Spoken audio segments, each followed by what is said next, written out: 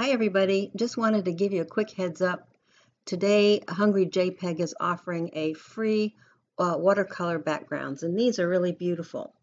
The operable word is free. I'm going to put the link on my blog, but you can go directly to Hungry JPEG and get it without the link. First thing you do for people who have not done this before is download. I'm not going to actually go through the download process since I obviously have already done it. So you just hit download and you will get a zip file. Let me see if I can find my zip file to show you what I do. Hold on just a second. Yeah, here it is. I think that's it. No. All right, what I have done is in my downloads, okay, you see this zip file right here. And that's the one that just got downloaded from Hungry JPEG. If I click on it, it says extract up here. And you have to extract a zip file or unzip a zip file in order to use it. What I do, and you can do it any way you like, but I have an SD card where I keep all of my files on. And I have one called Hungry JPEG. And under that, I have established, something called, let's see if I can find it. It's called, I hit right click on the Hungry JPEG file up here, like right click it and hit new and new folder. And what I did is it creates a new folder and I've entitled it Freebie Watercolor Backgrounds. Okay, so when I tell the when I have the when I go into the zip file, I think I've lost it here at the moment. Hold on just a second. Let's see, where's that zip file? And you can tell it's a zip file because it has a zipper, which is really kind of nice. Well, anyway, I'll go up here and do it again. Downloads. And there's the file right here, this one. When you click on it, it says extract. And when you hit extract, you hit extract all. And it says files will be extracted to, but because I don't want it to create a new file in the downloads for me, I just go and find the file that I just told you I created, which is the Freebie Watercolor Backgrounds. Okay, so I hit that and hit select folder, and then if I hit extract, it will show me the folder open when it's finished, and it will take all those zipped files and put them into the file that I want. I'm not going to do that because I've already done it, but you hit extract and they all go there. So I'm going to cancel and get out of that. So now I'll go down to the file that I created with all of my backgrounds in them. Now what I did is, let's see if I can find that again. All right, Hungry JPEG, and under freebie, free. Yeah, not that one. I'm going to go back and do this again. Anyway, under the freebie, there it is, Freebie Watercolor Background. Okay, I have all of these. Now it came in with EPS files, and I think these are PNG files. No, these are JPEG files. But it came with EPS files. I deleted all of those since I do not use that file format. So here are the pretty backgrounds. How do you get those into your Silhouette program? Well, I've already done it here, but what you do is you go into your library. In this case, I went into my library, and I have, in addition to my user designs, these are all actually design files. I have a file called patterns. You may also file called patterns. I have a sub-file called watercolors. And what I have done is, all right, I keep this file open. I also now will open the watercolor file, and now this is the computer file. This is where these patterns exist on my computer, and this over here is the Silhouette Studio library. And what I do is say click all of these, select all of these, hit the shift key, and you can select them all. Now on the older programs of Silhouette Studio, I used to be able to drag them into this window, but now it doesn't work that way. Whoops. Now I got to go back and do that again. Okay, where am I? All right, here we are. Okay, for some reason I hit something I shouldn't have, but let's drive on. Shift key, okay, select them. Now I know I want them in this watercolors. They're patterns watercolors. So I'm just going to slide.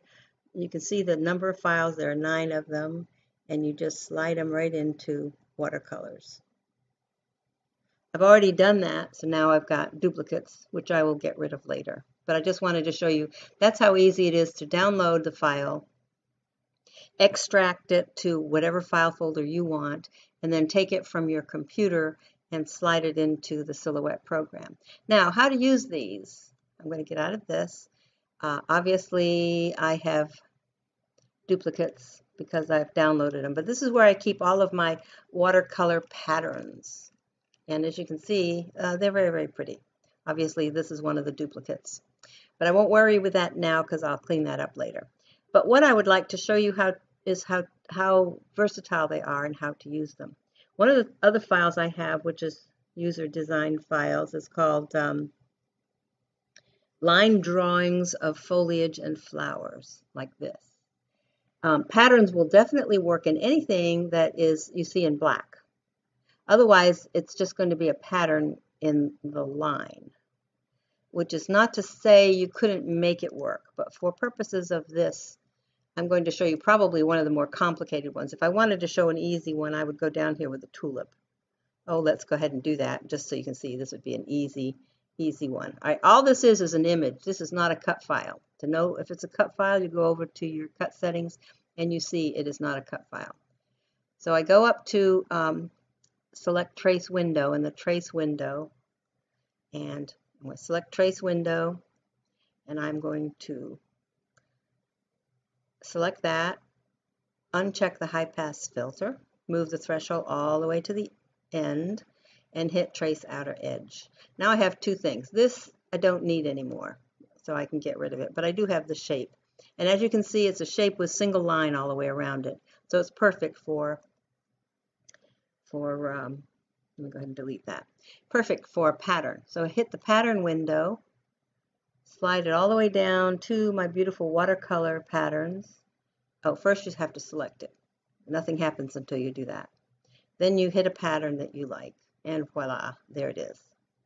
And that's pretty much fun. And you can hit all of these patterns, and they're beautiful. And if you check your cut settings, and you know I have a little flower that I could cut out, and it's in the variegated colors instead of solid colors, which I like. The watercolor patterns are really good for that. But say I wanted to go back and do something more complicated, and I do. So I'm going to click on this. Now this is a beautiful flower, but you can see if I made a cut file out of it, which I plan to do, it'll have sloppy little bits all over it. These things this will cut this piece, it'll cut this piece, etc., etc. Don't want that to happen, but I might want to use this as a pattern. So what I'm going to do is go ahead and do the normal trace, select trace. I'm going to hit the trace window, trace it, do the same thing, high pass filter, all the way to the right threshold. Now when I say trace outer edge, it will not trace like around the outer edge. It'll trace around the outer edge of each of these separate elements. But that's what I want to do, and I'll show you why in a minute. So now I don't need this black thing anymore. I'll go ahead and delete that.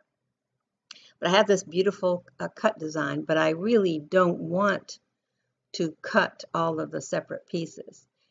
And when I fill this up with a pattern, it is beautiful, as I'll show you in a minute. Let's see.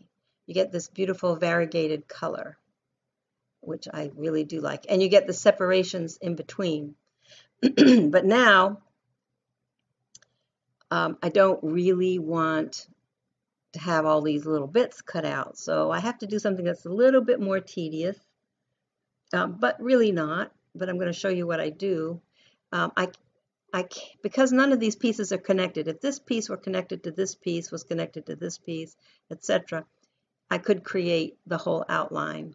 But since all of them have the separation, which I like because if I use these for stickers, it makes it a lot more interesting than one solid outline. But for cutting purposes, I want the solid outline. So what I'll do is I'll click on Draw a Curved Shape. And I simply, and it doesn't take very long. See, you can even see the watercolor texture paper showing through here. If you use this and just go ahead and trace around the whole element, and then you are connecting the space right in here so that you can get a decent cut. And if it curves on you like that, you just put another dot real close to the last one, and then you get more of a non-curved line. Like here it wants to curve. Well, sometimes it wants to curve. If you see it wanting to bow out and you don't want it to do that, just drop another edit point. That's what each of these marks are, edit points. And you just go around as if you were cutting this thing out with a pair of scissors. So this is where you'd want it, and you want it to come here, and so forth. I'm going to go around the whole thing just to show you it doesn't really take very long. And you can clean up if you make some mistakes along the way. See how that one wants to curve? If I dropped another line right there, it doesn't. It stays a little more manageable. Now sometimes you want that curve, and that's good. But see, it's wanting to curve in. Just drop another edit point, and you're good to go. So that's what you do. And see that is wanting to curve bow outwards. So I just drop another curve line in there. And then of course you could just outline it all with white. Put a white edge all the way around it by just going out a bit. But it's easier to use the offset tool later on to do that than it would be to keep the same distance out. So what I prefer to do here is just like I'm doing now. And I'll be getting there in fairly short order. See, there's the curve again. So drop another dot, and it makes it a little more manageable. Okay, so whoops, this is not perfect. I took my time, and it wouldn't take very much time, but just a little bit more. I'm almost there, up here and down here, across here, up. All right, so there we go. Almost there, and I can connect my little red dots, and then I have an outline. And that's what I'm going to do. Okay, I have an outline. So now, one thing I want to do at this point is double check what I've done. And there's my outline. Control Z to get it right back where it was before. I also want to make sure that this, even though I did trace it, it would be a cut. And it would cut those pieces. So I always go up here and check my cut settings. And sure enough, this is a cut outline. So I click on the blue, which definitely is this inside piece, and turn that into no cut. Line this up a little bit better. Okay, so now the pattern is no cut, and the outline is going to be cut. Now usually at this point, take both of these and group them. Yes. And at this point, I'll make it a little bit smaller, and I'm going to copy and paste several of these. Now here's the fun that you can have with these. I've only used one pattern. Obviously, before you group them, you could take this inside and turn it to any kind of pattern you want. But here I will ungroup it. Ungroup it. Okay? So now, let's see, just make sure. Yep. And I'm going to go back to my ordinary view. When I click on the blue part, it is the part that's set to no cut, but it's the part that will have the white delineations between each of the petals, which is what I'm going for. So here I will show you. I can change the pattern, but before I do anything else with it, I would regroup this so it stays together, because if I click on it now and move it, only the inside no cut version would move. So here's another one. I'm going to ungroup that. Click on the blue and turn it to a pink pattern. And at this point, what you can easily do is cut both of these and cut and copy, paste. And say I wanted this one to be this color pink, but add gamma and darken it. So if I wanted to make a bouquet of variable colors of the same, let's say variable shades of the same color, you know, I could do that, for example, there. But what I could also do is recolorize that.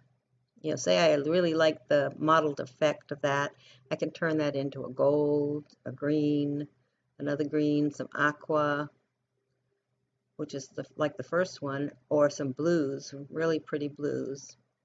Okay, I can apply that. Obviously, I then can hit brightness and lighten it up a bit if I wanted. Takes a little while before it wants to do its thing. I'm moving rather quickly. Okay, so say if I wanted to lighten it up. So I could make a whole series of these. So you can see how this works. And I have the outline because I cut it that way. But I have the patterning inside each of the petals because I did a trace that kept that, but then turned that tracing to no cut. So now I only have one thing that will cut. Now I'm able to send these to a printer once I put in my registration marks and do a print and cut, which will only cut around the edge.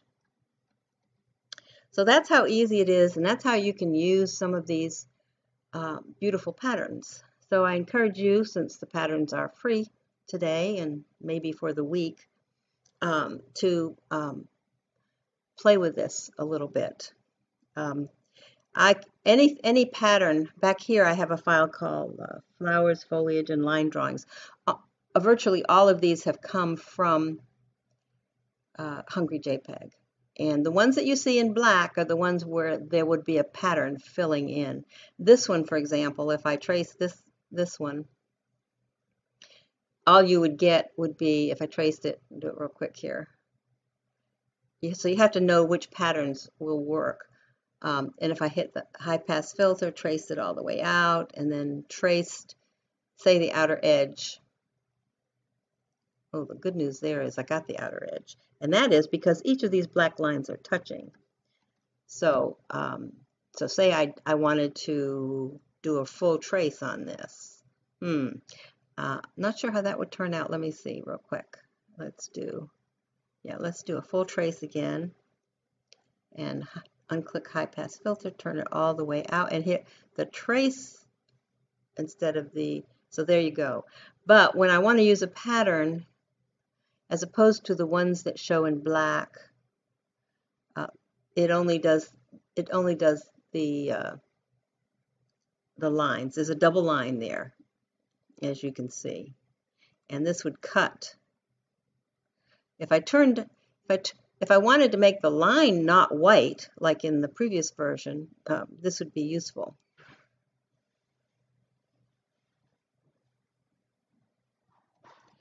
Okay, so this is a way that you could actually color this element in a pattern, say a solid, maybe do a solid color, basic options, and oh, let's just pick this, and then you could slide this over, and as long as you made this a no cut, that's the one thing you have to remember. Yeah, you don't want this to be cut, so you'd make this no cut, slide this on top, and you would have your delineation not in white as the previous exercise, but in another color. So all kinds of potential options. And if you do this, you can just see all the places you can go with it. Let's see if I can do another one that's prettier color. Yeah, there we go. That's one. Anyway, if you cut this, obviously you're going to cut every single line.